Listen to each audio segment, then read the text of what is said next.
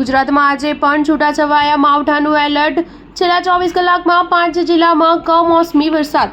હવામાન વિભાગની આગાહી પ્રમાણે ગત એક અઠવાડિયાથી વાતાવરણ પલટો જોવા મળ્યો છે, જેથી છેલ્લા 24 કલાકમાં રાજ્યના મોટાભાગના વિસ્તારમાં વરસાદ થઈ રહ્યો છે। બુધવારે સાબરકાંઠા, ડાંગ, વલસાડ, દાહોદ અને બોટાદ સહિતના 5 જિલ્લામાં વરસાદ નોંધાયો હતો। આજે પણ ગુજરાતમાં છૂટાછવાયા હળવા વરસાદનું યલો એલર્ટ જારી કરાયું છે। બીજી તરફ હાલ ખેડૂતો ટનબંધ કૃષિ જણસી વેચવા માટે યાર્ડમાં લાવતા હોય છે અને માવઠાના માહોલના પગલે આ કૃષિ પેદાશો ઢાંકીને લાવવા રાખવા સૂચના જાહેર કરાઈ છે। હવામાન વિભાગની આગાહી અનુસાર બુધવારે દાહોદ તાલુકામાં 0.75 ઇંચ, ઝાલોદમાં 0.71 ઇંચ, ડાંગ આહવા તાલુકામાં 0.12 ઇંચ અને વઘઈમાં 0.28 ઇંચ, સુબીરમાં 0.4 ઇંચ, બોટાદના ગઢડા તાલુકામાં 0.16 ઇંચ, રાણપુર તાલુકામાં 0.4 ઇંચ વરસાદ નોંધાયો હતો। સૌરાષ્ટ્રની જેમાં મોટાભાગે વાદળો, ભેજ, ઠંડક હોય તેવું વાતાવરણનો નીચા દબાણનો વિસ્તાર એટલે કે ટ્રોફની સિસ્ટમ ગઈકાલે પ્રબળ બની હતી, જે આજે મંદ પડી છે, પરંતુ તે સાથે ગુજરાત ઉપર